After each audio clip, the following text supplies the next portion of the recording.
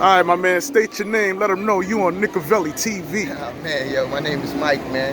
And you know, Nicovelli TV is where it's at right now. All right, man, talk to me. Knick fan. Yes, I am. Since when, OG? I gotta say, man, late 70s, early 80s. Oh, okay, so you going back to the Bernard King? Yeah, Bernard King, the 77 in guard. Yeah, I'm going back there. Yeah, that's a fact. I mean, being a Knicks fan all my life like this, we made a bunch of bad choices, man. Why you say that? I say that because we always throw away some prospects that we have and go get some old veterans that, you know, their days is numbered and it never evolves into anything.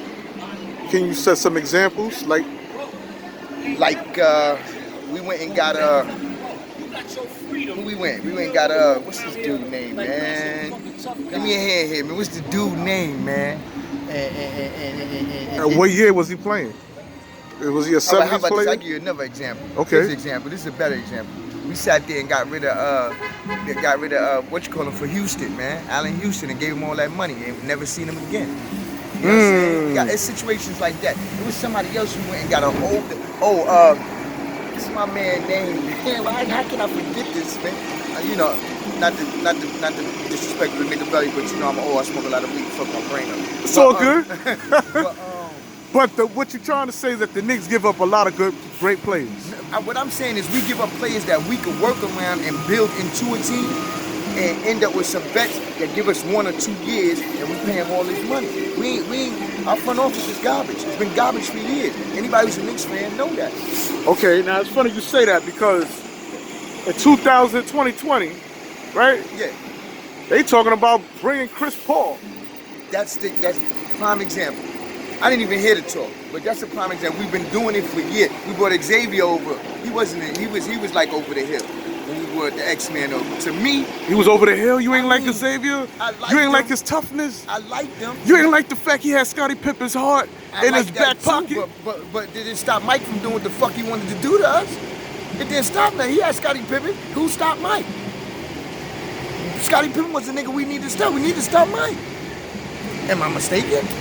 Well, if there was no Scottie Pippen when the Knicks was playing the Bulls, do you think Jordan would have had rings? Yes. Without Scottie Pippen?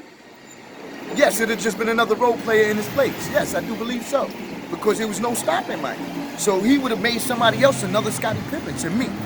I mean, you entitled to your opinion, OG? You would have made another somebody, you know what I'm saying, a Scottie Pippen.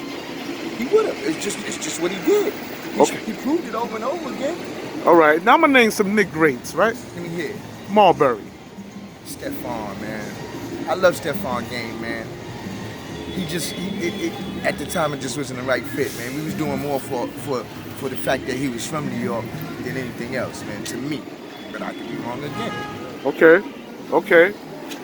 And he was a great point guard. Yes, he was. Would you say he was one of the greats? Like if I was to throw some candidates out there when we speak about Knick greats point guards. What we talking about, top 20? I'm gonna name top a few. 25? I don't know if we could name 20, but let's see. I'm just saying, you got Clyde Frazier. Facts. You got Marbury. Facts. You got Mark Jackson. Facts. I mean, I could go on and on. You can go on. You can go on. I mean, out of them point guards I just named, who brings your attention? Clyde Frazier, Mark Jackson. If they was in a lineup, who would you pull out and say, you know what, you coming with me right now? I'm the coach. I need Clyde. You need Clyde? I need Clyde. Why you need Clyde with you, man? Clyde had a little more length to him, and his game was real smooth to me. You know what I mean? I need Clyde. Yeah? That's what I would do. You think Clyde was a better point guard than Marbury? Different era, right? Am I mistaken? Okay. It's a different era. But then we got something called the greatest of all time. The GOAT. Mm-hmm. So, you saying different era. You wouldn't consider any of them point guards the greatest of all time? That meaning, no matter what era I pull up, you can say that man got that covered. I gotta agree with that in a sense. Because, you know, there's just statistics that still stand up from way back when. So it really doesn't matter the era. You're absolutely right. But the diversity of the game has changed. So it makes it a little more easier for these people to survive longer. It was rough back then. Right. It was the no layup rule and chop them up. Yeah, it was different back then. You know what I'm saying? So, you know, the era to some point has something to do with it because the rules change along the way. Okay. Now I'm gonna go back to what you said.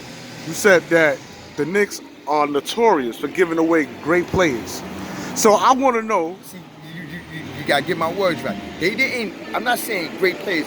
We had prospects, man, that you seen that went elsewhere and made noise. The Jamal Crawford. We let people go that we could have worked with and until like a winning season, at least a playoff season, and we let them go because of all the hoopla. And what we brought in old people. We brought in people that made a name for themselves then, and we felt could hold us down at the time. It never involved enough, not to me. Wow. It never did. Wow. I'm gonna get off the topic of players. Let's talk about coaching. How do you feel about Patrick Ewing never getting a coaching job after everything he did for the New York Knicks? She getting the short end of the stick.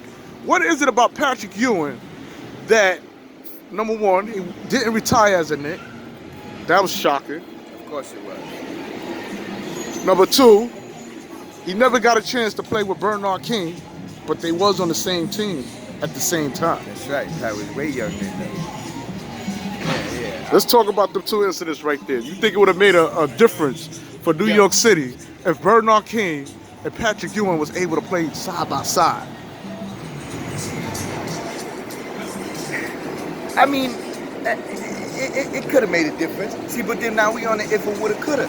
You know what I'm saying? What happened really happened because of our front office not putting all the pieces together when we had the opportunity to do it. That's another. That's. I mean, they kept trying to build it. It's like build a bear, but they try to build a team, and the puzzles never clicked completely. Like the pieces of the puzzle. So you put that on owner. You put that on James Dolan. I put it on the whole front, on everybody who has something to do with it. Blaze Thomas, everybody who has something to do with it. Damn, girl. All right, man. We need some Knicks cheerleaders. Yo! We did some Knicks cheerleaders, right? Yeah, you need some Knicks cheerleaders, girl. All right, man. Yeah. Listen, man. And we about to close out, man. So I just want to know, how did you feel when Mark Jackson was traded off the Knicks and he went to the Pacers? It was sickening because Mark knew how to get us the ball, man. You know what I'm saying? Mark was a true point guard, man. You know what I'm saying? It was sickening. It's just another example of the frivolous moves that the Knicks make from that front office. We made draft choices. We got in a position where we could have built something, and it never played out, man. It never played out, man. And it disgusts me, man. And I'm a Knicks fan too. I'm gonna go down with the boat all the way, man. That's what it is, man. And that's all that matters, man. Yeah, I'm going down with the boat, man. All right, man. But you know, I'm not a boat jumper. You jump the boat, say go to the sea, that's when I'm gonna die with mine. That's just what it is, man. All right, and that's what it is, man. We got the OG on Nickavelli TV. Yeah, Mike, saying man, that he's a Knicks fan no matter what. Yeah, no matter He's what, disappointed, like, y'all. Very much so. But he gonna stick it out. yeah, I'm gonna stick it out. That's what's up, man. Maybe we can get a new owner and shit can get real. You know what I mean? Or put a hit on that motherfucker. Oh, did I say that? Did I say I that? think you did say that. Listen, Yeah, hopefully he can accidentally step on a banana peel and fall down a flight of steps. that's what I meant. Yeah. That's what I meant. Exactly. Help me clean that shit up. Hey, we out. Peace.